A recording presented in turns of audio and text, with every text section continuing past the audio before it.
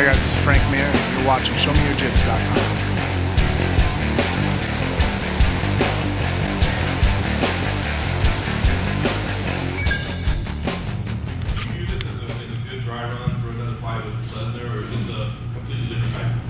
No, I think it's very similar to Lesnar. Somebody who's strong, somebody who's a good wrestler. Who, I think that Carwin, in a lot of ways, is actually a bit more dangerous for me in particular.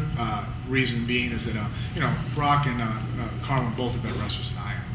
They're most likely both going to be able to take me down. Most likely both able to win the fight if I get stuck against the cage, flat on my back, and my head jammed up.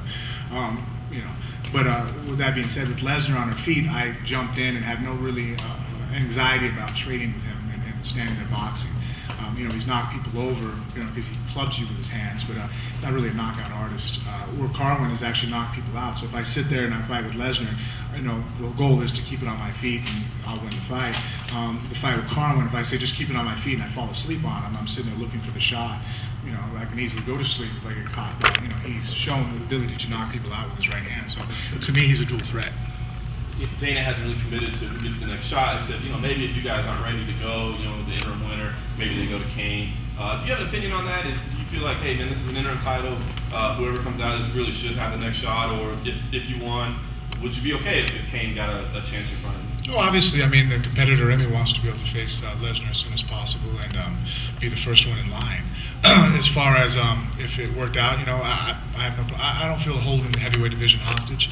If after I'm victorious, say on March 27th, and I had an injury that didn't allow me to fight, and and Brock wants to take a risk of fighting Kane first before he fights me, all the power to him. I think that's a dangerous fight for him, and I would be willing to bet that maybe he would feel more comfortable waiting for me. Definitely. You mentioned the comments. We don't need to rehash that, obviously. But was that a distraction at all during your camp, or were you able to stay pretty focused the whole time? Well, the blessing is that I'm kind of lazy when it comes to being on the internet, and I don't really answer my phone that often. So I'm kind of sheltered from that type of approach, and the people around me that are, in that, I think they filter to a great deal what I receive information-wise. A lot of times I don't ask. People go, "Hey, did you hear what was written about you?" No. You want to hear? No. It's good. Either way, I don't care. So on your weight, what are you walking around with? This morning I got up to 265, 264. I weighed myself in push.com. I was up as high as 278 to 282. Some days, I think before I was doing some Q&A a couple months ago, and where was I? I remember they asked me, and I was 285. When you're lifting regularly heavy, I think that there's a little bit more, blood volumizing that goes on inside the muscles. Now that I've really, pulled back on the heavy weight training, approaching more just, speed training and working more on sparring and wrestling and hitting pads, naturally I kind of lose a little bit of, the extra water weight or whatever that goes in the muscles. So I haven't really had to diet that much. I have a chef that brings me my food, so it's pretty much a no-brainer, as far as nutrition-wise. And I didn't really want to. The coaches and stuff, when we were talking about not being, having to cut a lot of weight, I don't have an extensive weight-cutting background. So, I don't think we want to find out at this level how I approach that, if I cut 15, 20 pounds before a fight, how I'm going to feel the night of. So I'd rather just go ahead and cruise in, now all I got to do is make sure, as long as I don't eat a big meal the day of the fight, I'm fine. Did you have to cut before combat? Yeah, I showed up that week about 272, 271, and again, I even ate dinner the night before.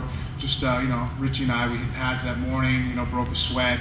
I didn't get to drink any water before the weigh-in. After I wake up at 11, weighed in at 4, and I was 264, 263 and a half. So have you come to grips mentally with? You described it earlier, but with the fact that you're not going to be 280, you're not going to be 285, because that seemed to be a big focus right after Lesnar. Like, I have to get bigger. Yeah, I think that I was obsessed with it at first, but then being around people that are very intelligent when it comes to strength training, like Mark Philippi, I've realized that, strength doesn't always necessarily mean, size at the same time. You can be very strong and increasing that strength. And also, I think that also mentally I had to come to grips with the fact that it wasn't just all strength that Lesnar beat me out on the ground. I think that was an early excuse and a mental weakness on my part. I had to break down and deal with some technical aspects I had issues with. And, it was kind of a cop-out for me to sit there and say, oh, it's just because he was way stronger. Just because he laid on me. Those are contributing factors, but then I wouldn't improve as a fighter if I just was blinded by that and my own ego to say, well, no, it wasn't, had nothing to do with technique.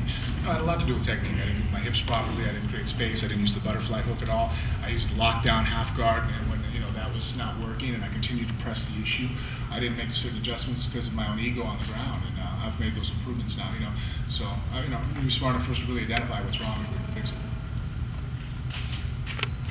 Did you realize that there was something wrong during the fight, or was that in retrospect going back after realizing that you, or in other words, was it conscious during the fight that there were things that you should have adjusted that then, or was that going back?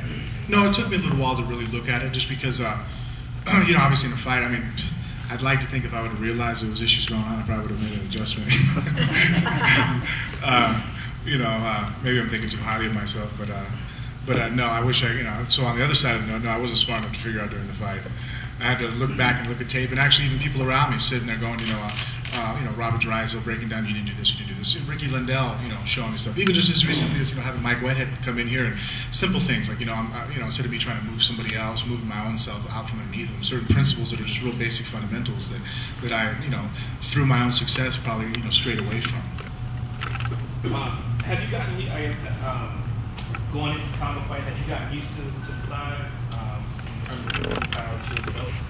Yeah, at the same time, still kind of surprising. I think it was funny when I hit Congo. I think I was as surprised as anybody else when I threw him across the octagon. It took me a second. You see me kind of sit there like, oh wow, oh no, I got to get on him, So hopefully, I'm still getting used to it, and even little things, But I've made adjustments, like you saw earlier. I do some pad work with the small gloves. Especially for defense, because defensively, anybody can block a punch with a big pillow on their hand, but can you slip and parry with smaller gloves? But that being said, even me going light, it hurts to hit with small gloves because of the amount of power I throw behind my shots. Even when I throw lightly, I feel it in the bones in my hand all the way to my forearm. And that's just through obviously improvement in my technique, and also the fact that I went from lifting X amount of weight and drastically improving that.